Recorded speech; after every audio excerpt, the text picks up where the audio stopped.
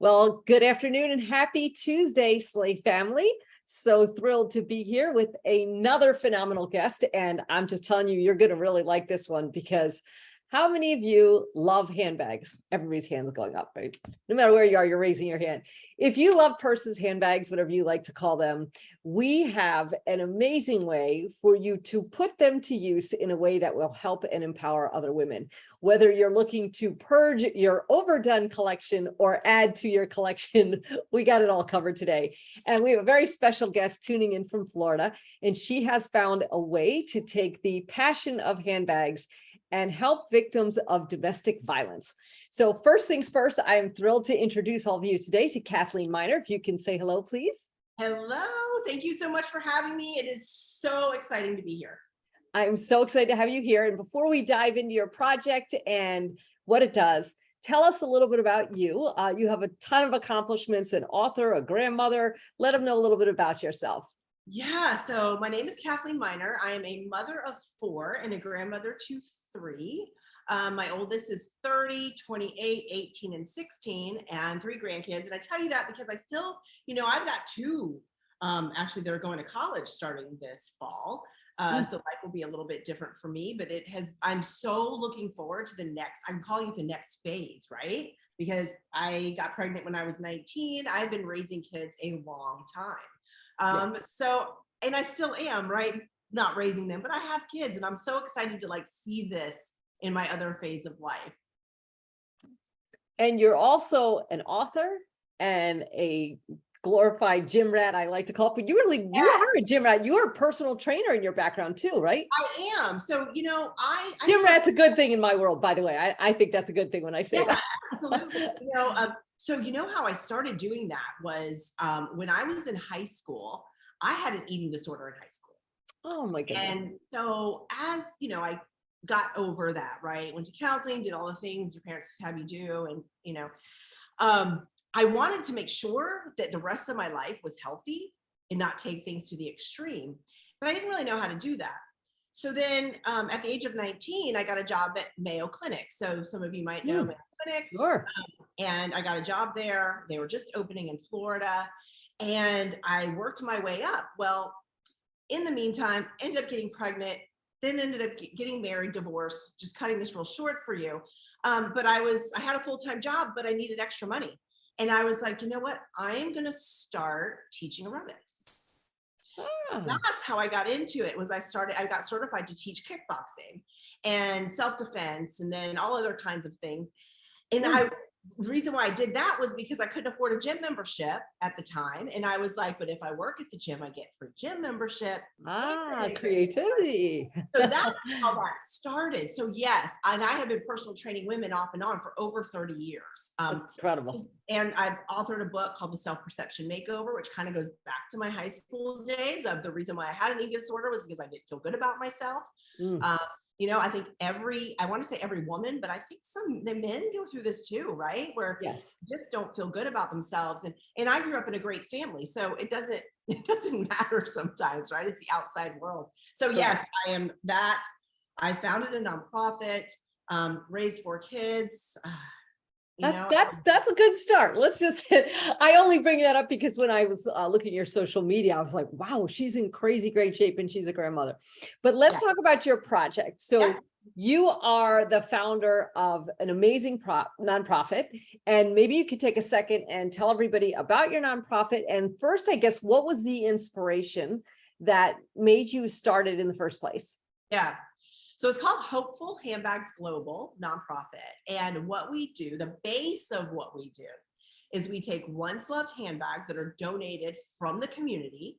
We fill them with necessities. We write a nice little card in each one. We tag each one with something that's just a little bit smaller than this. And then we donate them on to those getting back on their feet from domestic abuse. Now, the reason why I say the base is because that just opens the conversation, right? These handbags open the conversation.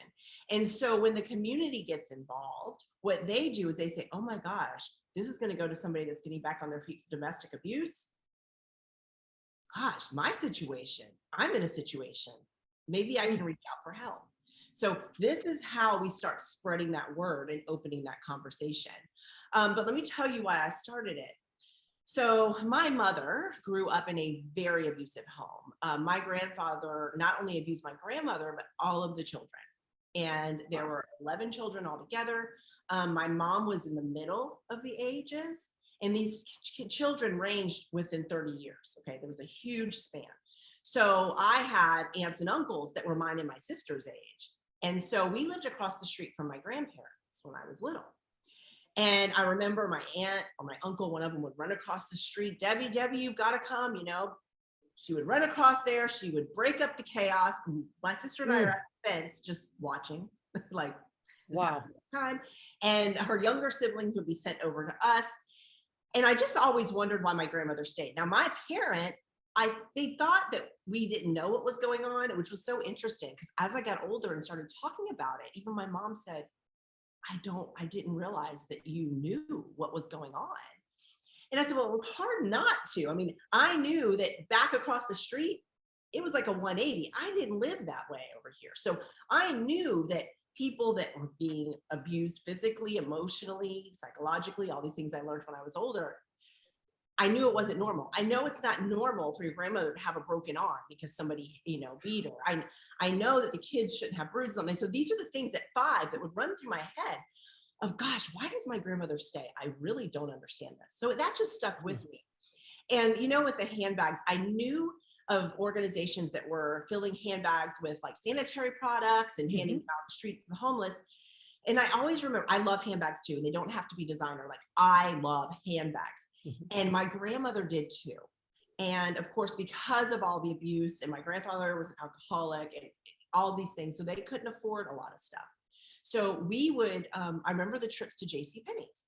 So that's where we would go, and my mom would buy her a handbag, and my grandmother was always that one that always just had her, but she always had her handbag. She had everything in her handbag, and if it wasn't in her handbag, it was tucked in her bra. You know, if you needed something, it was a tissue. And it's so funny because I do that now, you know, and my kids are sometimes like, Mom, I'm like, well, you know, it's a pocket. It's fine. But so then it stuck with me. I raised my children. My grandmother passed away over 30 years ago from a brain injury. I really think you can only get sorry so many times. But my grandfather, he passed away now, maybe about 10 years ago, but he knew what he did was wrong. And after this stuck with me, I went and got certified in 2016. My kids were, you know, I was raising my kids. And I wanted to know why people stay. That was my goal, really, for getting certified to be a domestic abuse advocate. I want to know that answer that has been in my head since I feel like I was 5. Sure. And what I figured out and found out was there's no one reason. There is no one reason, right? So it all comes down to power and control that the abuser has over the survivor. And it can be all kinds of power and control, right? Yes. And it's not just physical. So on our website, on our brochures, everything that we have, we changed the word violence to abuse. So we don't use the word violence. And that is because when people think of the word violence, they automatically think of physical violence. Sure. And it's not just physical. It's not just physical. Psychological is a huge one. And the way I like to put it to people, there's sexual abuse, there's financial abuse, there's isolation, there's so many things. And some people say, well, you know, that whole emotional and psychological abuse, that's kind of fuzzy. No, I get that, right? But even with physical abuse, I mean, it's still a he said, she said when it comes down to it, right? Yes. It's not unless somebody physically saw it and can testify that, yes, they did that. But what I like to explain to people is that if you're in a relationship where you are being literally held back, that you are being controlled, you can't do things because somebody else is controlling you, that's a form of abuse. That is an unhealthy relationship because some people will say, well, I'm not being abused. I'm not putting myself in that category. Well, that's fine. But you are in an unhealthy relationship. Yes, for sure. I can kind of get off subject here and go from telling you this to that. No, it's you're dead on. You're dead on. but yeah, so that's why I started it. And, you know, I started putting the feelers out there as I was registering it as to be a 501c3. And I remember a lady in the community who I did not know, she sent me a message on Facebook and she says, I saw what you're doing. I've been collecting handbags. And I was like, okay. She said, where can I drop off the handbags and the fill? And I said, "Oh, my house." And so she did, and this was back in 2017. And that was kind of the start of what I started doing. And then Amazing. we have volunteers now. We're global as well. So this is a problem everywhere. Domestic abuse Yes. is not going away, right? Because we can't control people. It is not, unfortunately. Right. But what our goal is at Hopeful Handbags is to open that conversation so that people that are still in abusive relationships feel safe and confident to reach out for help, but also to do the prevention part, right? Start early to teach people what is a healthy relationship, what is abuse. Because then, I mean, our goal is to not have anybody need help, right? Because they see the red flags and they're like, you know what, this really isn't love. Like, I'm out. I'm not. Yes. Let's start. So that is really our base of what we do. But from there, we help with, you name it, we've probably helped with it. Excellent. So So- go ahead. No, let's talk about the logistics. So Yes. people, because, obviously it's great if people can be involved and do something to support Yeah. you, because what you're doing is fabulous. So people can donate bags Yes. and they can also purchase bags. So let's start with the donate side first. Okay. Do they have to be a designer or a certain value or certain, like, what are the rules? Could they donate a J.C. Penney or a Louis Vuitton or like anything in the middle? What are the rules around donating bags? Any kind of bag. We call it a once loved handbag, meaning that you had it, you've loved it, it's still in great shape. Mhm. Then you donate it on, because everything that we donate back out, so everything that comes in goes back out, and everything that we donate out is in very good shape. Does not have to be designer. How we use the donations is each area. So if you're in an area where we don't have a Hopeful Handbags yet, you can definitely get on board. Is that we get businesses involved in communities to become drop-off locations. Great. So they can bring, and once we have a drop-off location, the community knows, brings the donations, and then we have our Hopeful Handbags volunteers, gets the donations, puts them together, and then donates them on. Okay, so if somebody wants to donate, they can look on the website and see if there is a location, or they can be the one to, if they own a business or know a business that would be supportive, set up a drop-off location. Is that correct? Yes. Okay, do you take little evening bags, or do they have to be something practical? Because some of them I'm assuming you're going to use to give to the people who are victims, and some of them you're going to use for sale. Okay, so this is the way we do that. Everything that comes in, again, goes back out. Now, some women will donate their designer handbags and say, hey, listen, this is worth some money. It's in great shape. You can resell this and make money for your organization. Yes. So that's how that works. If they donate it with that intention, then we have a Poshmark page. And what we do is we sell them over there, and then the money goes into the organization. Because please give out your Poshmark page for all of our watchers that are called Hopeful viewers. Handbag. So we can put it in I'll put it in the comments after. It's handbag without the S, because Poshmark only has a certain amount of letters you can have. Gotcha. So that is another way that we can raise money to help more survivors, because as I said before, we help with so many things. It depends on what the need is. Think about hotel rooms for safety. Yes. That's what we're doing. We're doing those types of things because there is emergency shelter in most areas. However, most emergency shelter is full, or there's a wait to get in. So we need to put them in a safe place until they can get on to that next step. So some of those proceeds, just make sure we're clear for everybody, it will help maybe rescue somebody or give them a place to stay. Oh yeah. Okay, perfect. Absolutely. If I think of on the big picture, as far as that type of funding, that is where a lot of our funds go.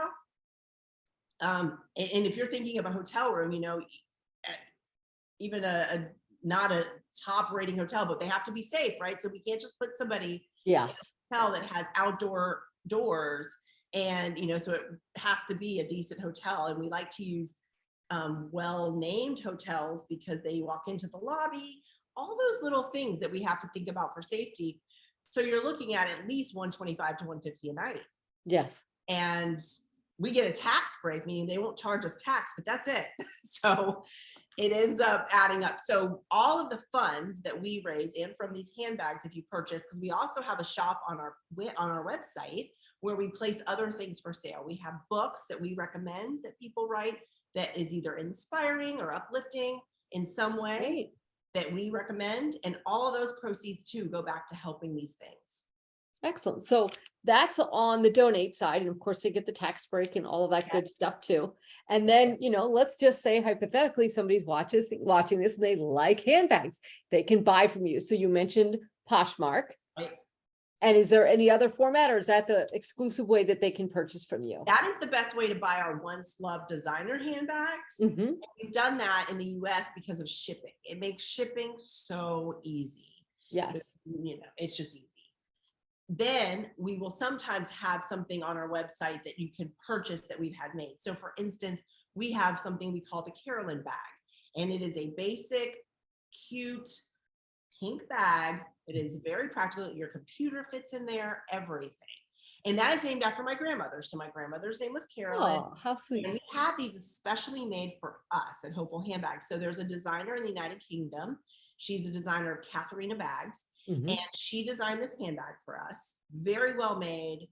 So we only have 100 made at a time. So we're pretty excited about it. And so there's other options with things like that. We have something called the sail bag, SAIL, not sail like sail. Yes.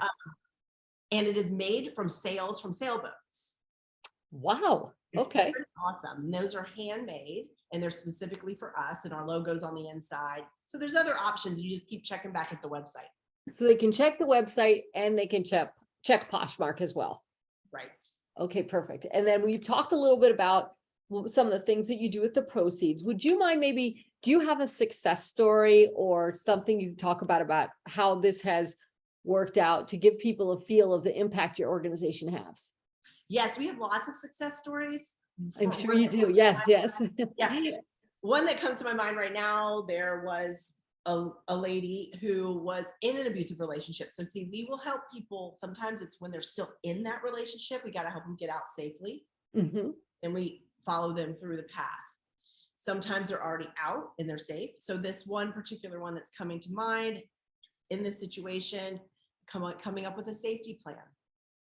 What's the safest way for you to leave? Because typically leaving is the most dangerous time. Unfortunately, a lot of survivors will lose their lives during that time, if that would happen. So we get them out. So she's got out safely and we got her into a shelter. Shelter was full. She ended up having to go somewhere else. So where are we going to go? Where are we going to go? So there's the hotel rooms come in. She was in a hotel room for about 3 weeks. That is way longer than we want to keep anybody in a hotel room, but sometimes you do what you have to do. Yes. So she was able, in that amount of time, we provided her with a computer. So it's another thing that funding will go to. She didn't have a laptop because they leave literally a lot of times with nothing except for what's on their back. Got that, was able to get an online job. This, oh my gosh, and we check in with them periodically. Started checking into housing. What can you do? Can you go to live with somebody? Can this be a roommate situation? She found a roommate situation. And this was about a year and a half ago. About 2 months ago, she moved into her own apartment, her very own apartment. Nice. She has had that steady job, so she has sustainable income, goes through our self-perception makeover, which is a book that I wrote about what you think and feel about yourself. Because really, the thing is with abuse, and this is what this person learned, and they all do, it starts with us. It starts with the person. We can't change anybody from the outside, but we can change us. So now she has a car, she has an apartment, she has safety, kind of going backwards, right? And she was able to get out of that abusive situation. And it's not always easy. When they're in that situation, it's a lot of talking, because they second guess themselves. They can be really in danger. They worry about kids. In this particular situation, this one did not have a child. And so many times it does. Another quick situation I'll tell you about was a survivor that ended up having to leave at the holidays, was able we were able to connect that. This was not even in the United States. This is a different country. So we're doing our stuff from afar, able to get into a shelter and then start finding ways to get money, right? Working, again, another computer, because online jobs are out there. And a lot of these women that have not worked, they have kids and they don't have any place for their kids to go. So in order to not bring on that daycare fees, we just work around that. Never had a driver's license. This person never had a driver's license because they weren't allowed to get a license, because that's part of the control, right? Yes.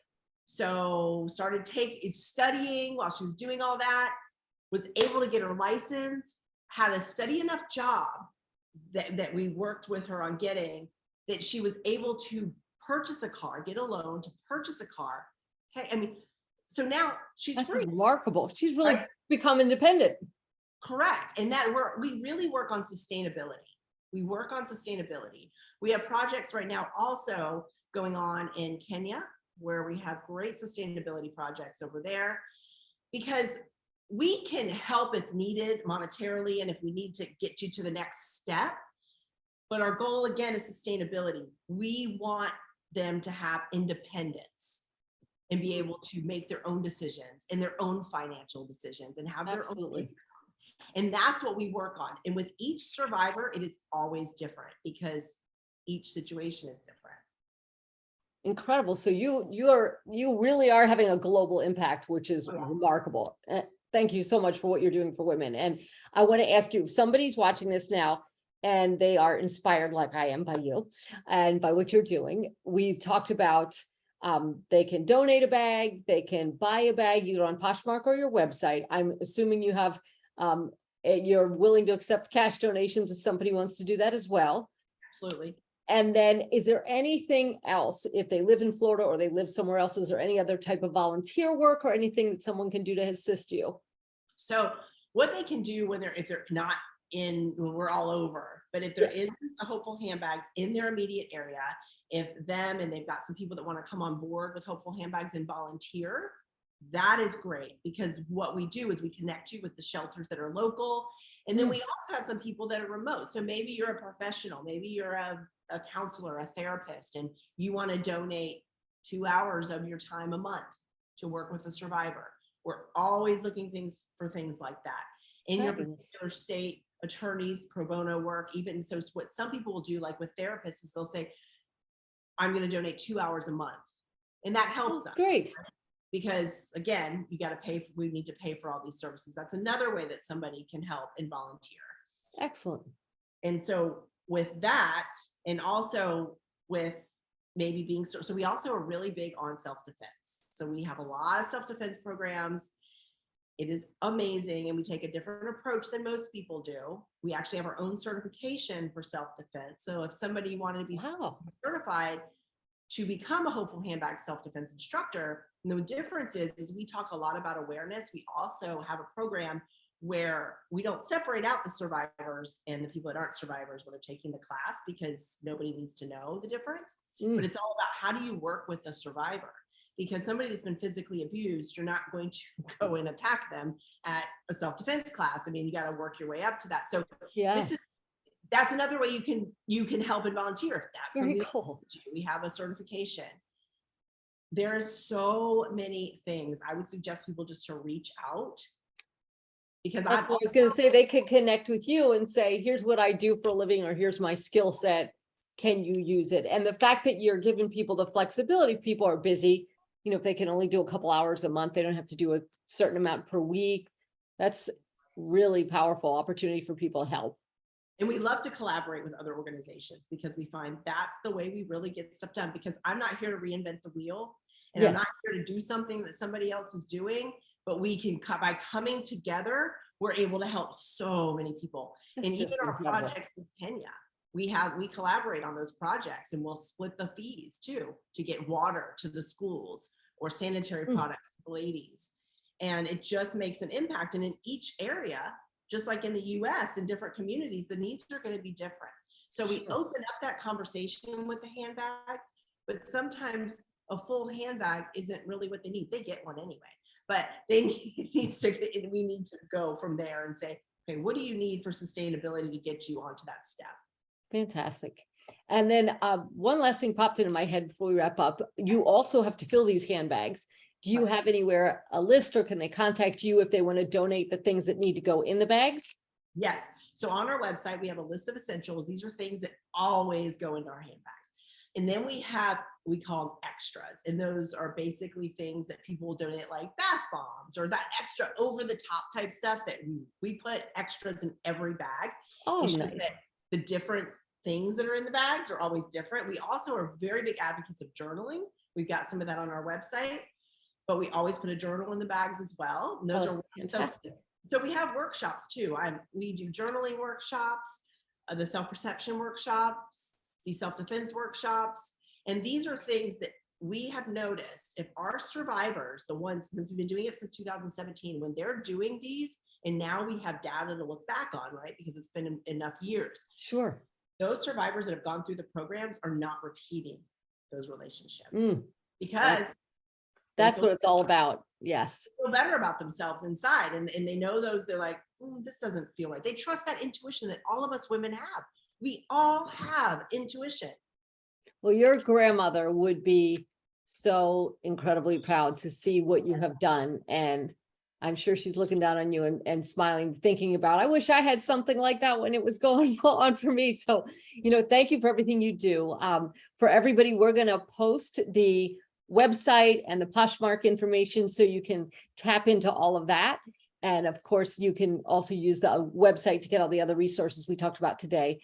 Kathleen is a true powerhouse doing this, and I can't believe you're running this while you do all the other things you do, and it's global. So thank you for being here and for doing that. If you're on Facebook, she has joined our Facebook group. So feel free to post any comments or questions there, and she'll be able to check in.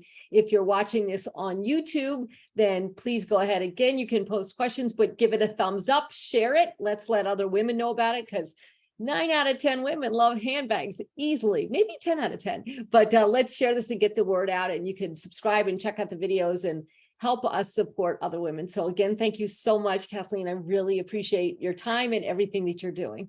Thank you for everything that you're doing and spreading all these amazing things. And thank you for being you. Oh. And we will be back next week. And speaking of overcoming challenges, we have a really exciting author who wrote a small book with a powerhouse message. It's a very short book, but it's got some great lessons about overcoming challenges in life that I think you're all going to enjoy. So we'll see you back next week. Again, Kathleen, thank you so much. Check out our website, go to Poshmark. Let's help some women. And hey, you'll kick up your little fashion a bit too. It's all good. Take care, everyone. See you next week. Bye-bye.